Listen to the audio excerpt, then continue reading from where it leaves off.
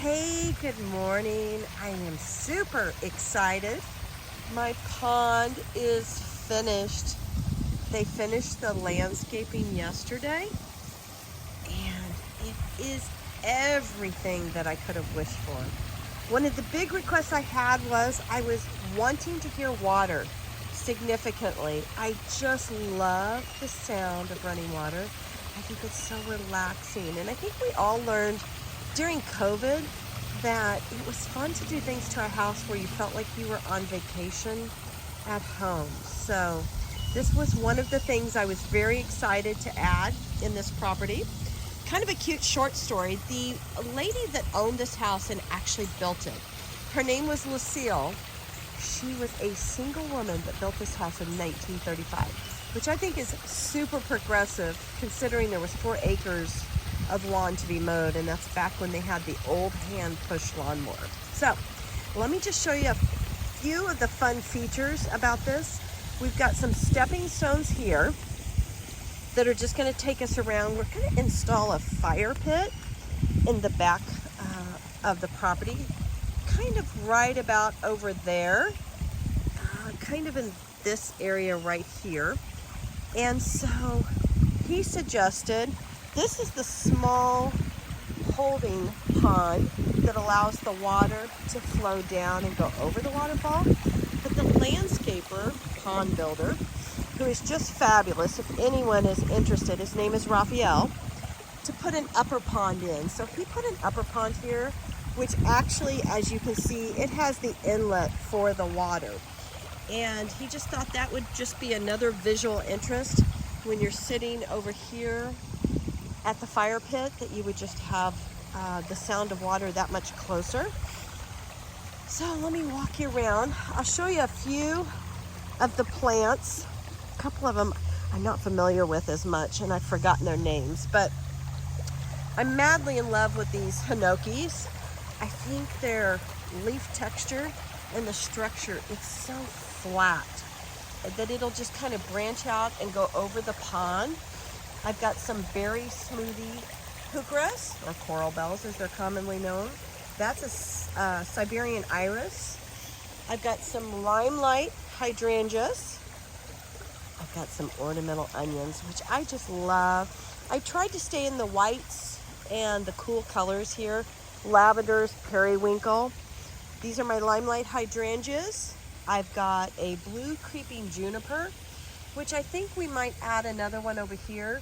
My goal is not to see much of the rock.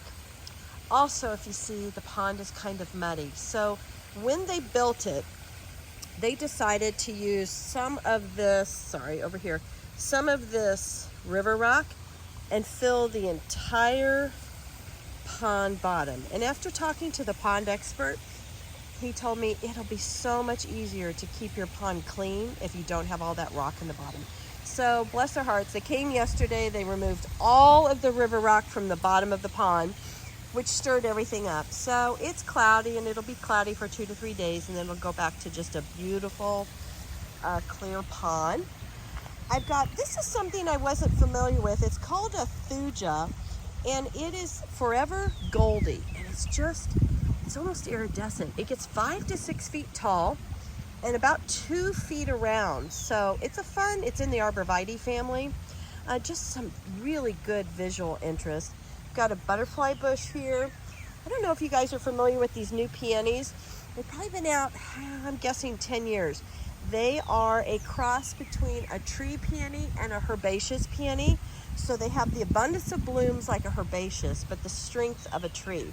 So I'm really excited. This is kind of a peachy pink that fades to a soft yellow when it blooms.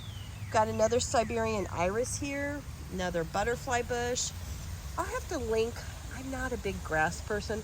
I'll have to link down below in comments. I'll put the name of this grass. It gets beautiful red tips in the fall. Then we've got 5 green velvet boxwoods, which I am going to trim into little round mounds or keep them in their existing shape. Normally I'm a hedge girl, but I think here that'll be really fun. We've got all sorts of hostas. This one I know is the Shadowland Seducer. I don't remember the name of this one, but I love the white hostas with just the edges or the perimeter having the dark green tip. I've got 2 Annabelle hydrangeas, one here and one here. So these, as you know, will get massive. 5-6 foot, just full of these gorgeous, abundant white blooms. There's those. I've got another hinoki here. This was a 3 to 4 foot variety. We'll probably let this one get taller just to have kind of a privacy from the backdrop. Got another one of the thuja. I hope I'm saying that right. I'm not for sure, but it's the Forever Goldie Arborvitae. Got a berry smoothie heuchera. Some more of the hostas in here. Couple hellebores, which I love. A lot of people don't know those are native to Missouri, although I've never found one growing anywhere. But I love them. They'll push up through the snow with just a beautiful bloom. I've got an oak leaf hydrangea right here, but I'm feeling like I want to move it over to here in this area and then have some heucheras in front of it and a variegated hosta. This little arborvitae I bought to go right here. I know it's focusing on my hand. To go right here to cover the filter. It's just a little round mound. So I think that I'll probably move that. You know, you get things in. They have an idea, I have an idea. So we'll just be tweaking it. These coral bells are limelight. I have no idea. I watered really good. That one just shriveled up and died. And then this is one of my favorites. It's a Tamikiyama Japanese maple. And they say it could get as tall as 6 to 7 feet, that you can trim it. But my goal on this is to have these branches come out over the waterfall and just kind of a feathery little mass just to soften the edges. So, let's see. I've got some golden shower creeping Jenny over here.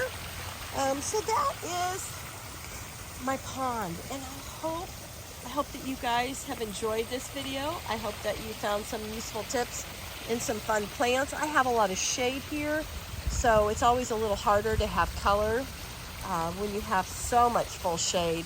In the mornings, we get a little sun right there, and then that is it for the day. So, I've got a lot of lime green, I've got red, I've got blues, and some fun yellows. So, I'm really looking forward. After a season, things will start filling out, and this will just become probably one of our favorite places to sit.